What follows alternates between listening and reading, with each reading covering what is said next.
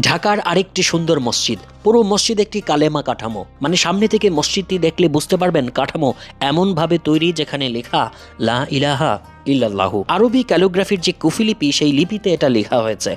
মানে পুরো ভবনটাই আরবি হরফের আকৃতি। বলা যায় মসজিদ কাঠামোটি কালেমা দিয়ে তৈরি। এমন মসজিদের নামাজ আদায় সত্যি প্রশান্তির। মসজিদটির 7টি ফ্লোর জুড়ে নামাজ আদায় করা হয়।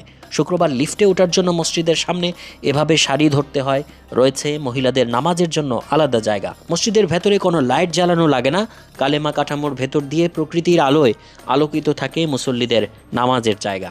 পুরো ভবনটি এক শিলাস্তম্ভের মতো মনে হয়। এটি তৈরিতে সাদা ঢালাই কংক্রিট ব্যবহার করা হয়েছে। ভবনের চারপাশে চলমান একটি পর্দাকার অবয়বের মাধ্যমে এর অভ্যন্তরে আলো এবং বায়ু চলাচলের ব্যবস্থা করা হয়েছে। মসজিদ থেকে চমৎকার লেক ভিউ দেখা যায়।